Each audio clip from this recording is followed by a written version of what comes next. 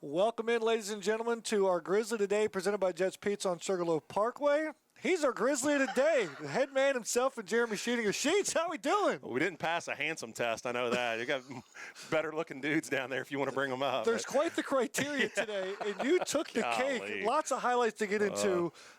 When you woke up this morning, I know you've talked all season long. You got to get 50 games in, and there's I don't know that you're pursuing records, but there's something of excellence that this team is pursuing. When you woke up today, what was the first thing that came to your mind? Well, I'm just fortunate to play. I mean, we were scheduled to play yesterday, and I tried to play poor man's meteorologist, and I failed miserably. So we watched the sunshine out here at 3 o'clock yesterday. But just a big testament to Coach Miller and his group. They really wanted to make sure they made the trip to get up here. And again, 50 games matters. I mean, we're talking about stats and All-American status and opportunities for guys. Like we need to play those games. We reduced from 55 to 50. That's a big deal, man. We want to play those games. So really happy we got a chance to play today. I will go on record and say this is the most complete offense we've ever had here at GDC. So I want to hear it from you. Tell me how.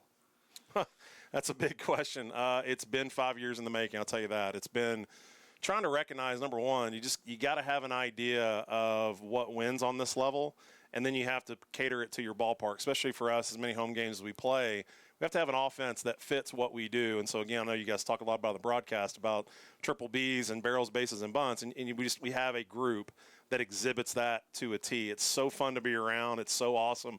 The reason the scoreboard keeps turning into crooked numbers is because this group, more than any we've had, even last year's team that was really good, they just get who they are. They get how they fit in. They get how to contribute. They really recognize what wins, and they have the talent and the skill level and the attitude to make it show up over and over again. And, again, I give all the credit to these dudes because we've been on them to get them where they want to be, and certainly they had to walk the path, and I'm proud to watch it. Grizzlies using every inch of the ballpark today, from the bunts to the barrels that landed on Collins Hill Road to stealing bases. That's a single season record's already been broken. But my question is, as we jump into the dugout a little bit, you got to make me happy here. Is there any ribbing between AJ and Henry Daniels about the home run lead? They're going back and forth today. 3 home runs for both of them. I just told Dale, after Henry hit his third, I catch the ribbing, the side conversation. I go, that's awesome that they're working back and forth and one for one, and I love it all. And again, the best piece of that is there's accountability, there's competition, and it's all in good spirits because there's zero ego behind it, but it's certainly pushing each other to new levels, and that's the spirit of our dugout. I mean, every guy is pushing each other to get the best version out, and I think those two are in a heated debate right now. So I don't know if there is a swing that goes either way, but both of them tied the single-game home run record with 3. Yeah. It's happened 4 times in program history. Yeah. Henry Daniels once. Yep. AJ Sepkowski, and AJ Sepkowski. So long way to go, Henry, but keep up the good work, buddy. Hey, and we'd love to see you catch up, H. So, I mean, if you want to, have fun with that. Does your hand get sore from all the high fives? Yeah, man, I love it. No, it doesn't. I'll ice after the games. We're good. Again, what I love is I'll say this about this group. We've talked about the chemistry. We've talked about all those things. To me, it's the positive energy that radiates through that dugout. It's so fun to be around 34 dudes that generally love the game, love each other, and love coming to the ballpark. I will say this, man, this group's got more personality. There's a lot of cool stuff I probably can't talk about on air, but I will say this. No one has more fun at the ballpark than the Grizzlies, and this gang is special. And so with how special this team is and the season is going, what does it mean in Game 50, all the offensive numbers we're putting up, that we get Martin, Polly, Bankston, Davis, Anderson, and Dodges, a combined no-hitter amongst all the 7-inning games to not their fault, a combined no-hitter, first one ever in program history in Game 50. At this field. Correct. And that's the coolest part. And I was talking with Dale. I said, I know it's the second. He goes, you got to remember, first one was on the road. So in this ballpark, that group showed up. And again, for us, it was – to me, it signifies the depth and the beauty of this group.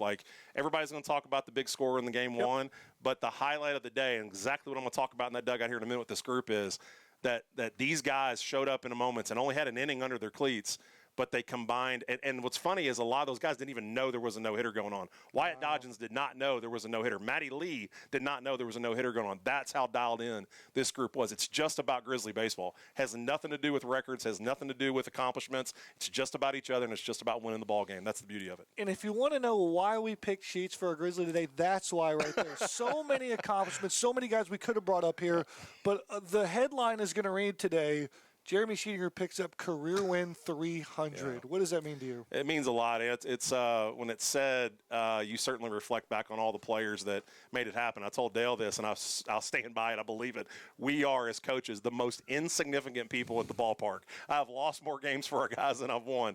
It is about players 100%. Without dudes that square up baseballs and score runs, without dudes that throw strikes and get people out, then coaches are non-existent. It is about the players, and certainly I go back through the guys we had at Spalding, the guys we have here at GGC. It's been fun. I think really cool for me. I'll never forget this group and that win in a no-hitter for number 3. It's pretty damn special. Yeah, pretty cool. Pretty cool. And so with that, we can go 2 different ways with this. Okay.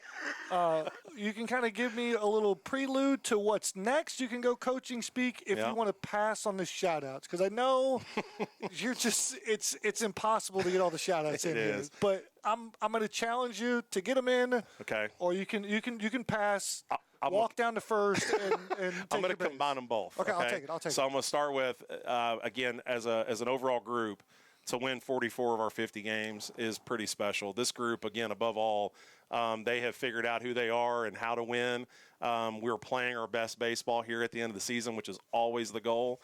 This is easily one of the toughest teams I've ever been around and ever coached, and my job right now is to stay out of their way. They have the blueprint. They know how to do it.